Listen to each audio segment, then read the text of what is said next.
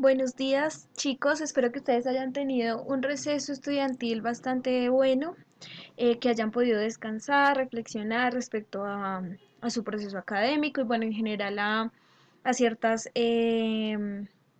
digamos que actitudes o congruencias que nos trae estar en esta situación. em, de encierro, de estar en nuestras casas. Espero que también haya sido un momento para que ustedes se despejaran, aprendieran otras cosas, digamos que fijaran algún tipo de metas y en general que haya sido un momento de distracción para ustedes.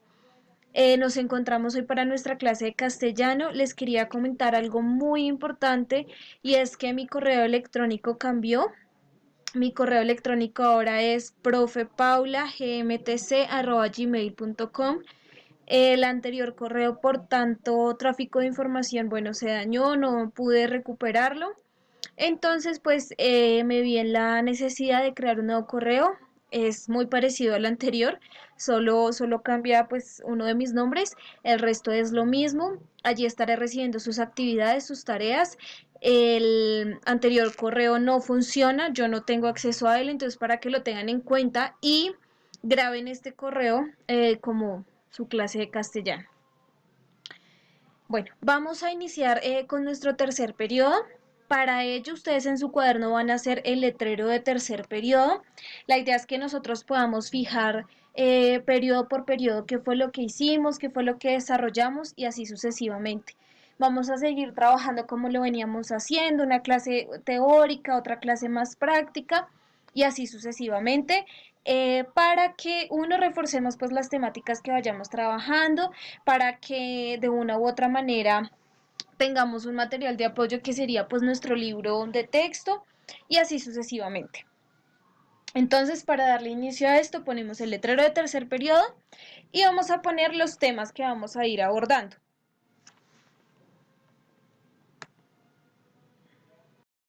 Listo, los temas que vamos a tener también es necesario que los escriban en su cuaderno, entonces ponemos como título temas tercer periodo.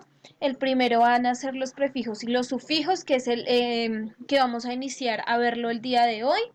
El segundo tema son las raíces griegas y las raíces latinas. El tercero son las partes de la oración. Seguimos con gramática generativa y transformacional. Vamos a ver creacionismo, ultraísmo y vamos a abordar una parte del boom latinoamericano enfocado a la literatura colombiana como tal. Yo sé que ya hemos visto algunos elementos del boom latinoamericano, pero la idea es que los de una u otra manera los acerquemos a nuestro contexto más cercano, que es el de nuestro país, y veamos cómo ha sido toda la producción literaria que se ha desarrollado en congruencia con el boom latinoamericano o respondiendo a este movimiento. Entonces, todos estos temas tienen que quedar consignados en su cuaderno, por favor. Son 7 temas que vamos a estar viendo durante estas semanas, para que lo tengamos en cuenta y vayamos adelantando respecto a nuestro acceder al conocimiento. Como les venía diciendo, entonces el día de hoy vamos a ver nuestro primer tema, que son los prefijos. Los prefijos son una partícula o una sílaba que no va a tener un significado como tal, en sí mismo no va a significar nada, pero que se antepone a una palabra para modificarla, es decir, para cambiar o complementar su significado. Los prefijos, como su nombre lo indica, de pre, va a ir antes de lo que vamos a llamar como partícula. ¿Listo? Esta partícula se va a denominar partícula clave y es, digamos, en sí lo que sí va a significar algo más. Si nos ponemos a pensar y tapamos este des, peinar tiene un significado en sí mismo, alumno también lo va a tener, terráneo también lo va a tener, comunicación también y sónico también.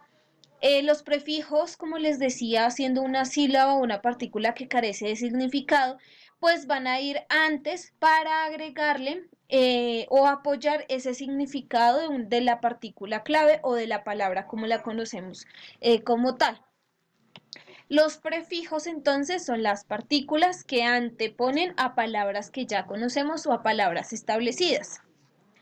Vamos a encontrar que existen distintos tipos de prefijos. Por ejemplo, el a o el an. Este primero indica una negación o una disminución. Aquí vamos a tener varios ejemplos, yo se los voy a ir leyendo. Necesito que todo lo que vamos a ver en la clase de hoy quede consignado dentro de su cuadernito de castellano.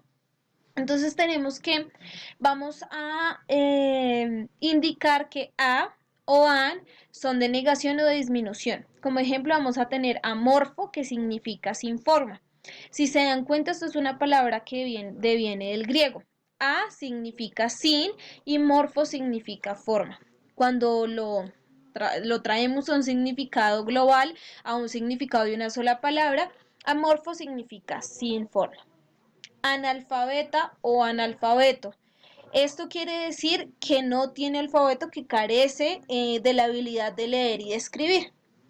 Y así podríamos encontrar varios ejemplos.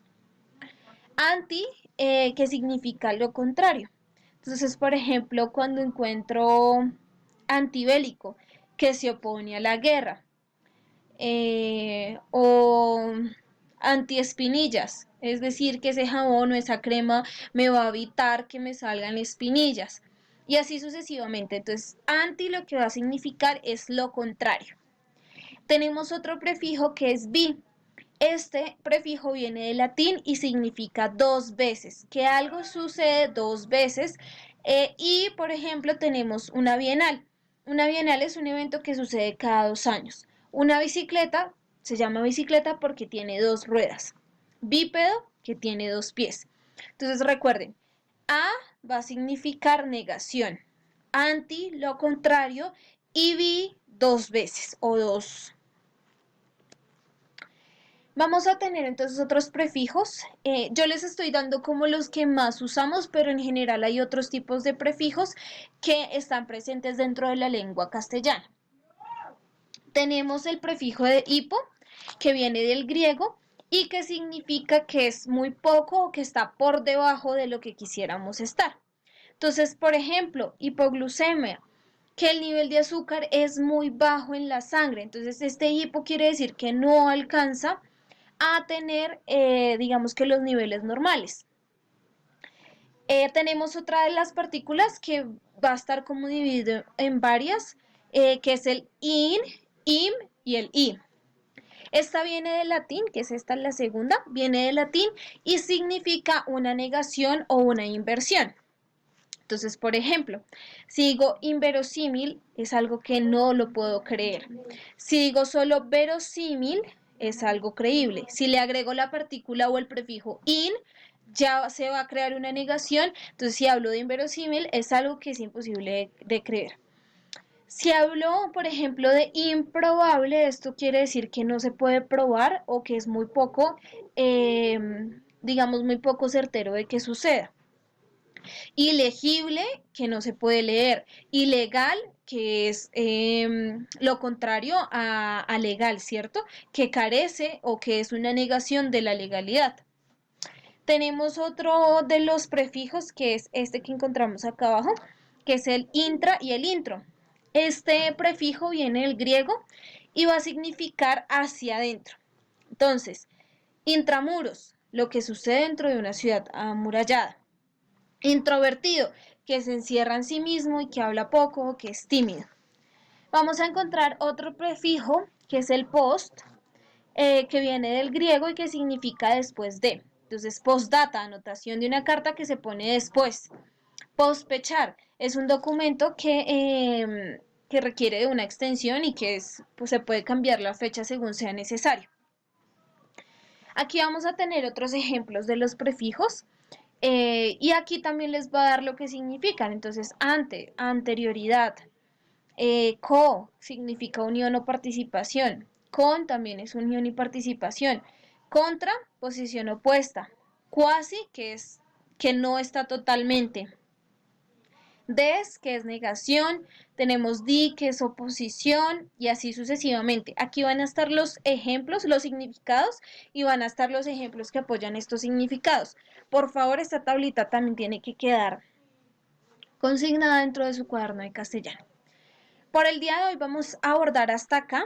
La próxima clase vamos a seguir con los sufijos. Los sufijos de hecho son más fáciles de abordar, pero quiero que digamos esto de los prefijos quede bastante claro. De nuevo, los prefijos van a ser una partícula o una sílaba que carece de significado en sí misma y que se antepone a una palabra ya establecida. Espero que los ejemplos sean de gran ayuda. Si tienen alguna pregunta, inquietud, claramente pueden hacerla. Por favor, no se les olvide que el correo electrónico para el envío de sus trabajos cambió. El día de hoy no me tienen que enviar nada para que lo tengan presente, pero guarden ese correo electrónico, por favor. Les deseo un feliz día, un feliz resto de jornada y que este tercer periodo tenga para ustedes el mayor aprendizaje y la mayor calidad educativa, lo que ustedes se merecen, para que de una u otra manera terminemos este año escolar con la mejor actitud. Un abrazo a cada uno de ustedes. De nuevo, si tienen dudas o inquietudes, pueden comunicarlas a través del grupo de WhatsApp. Feliz día.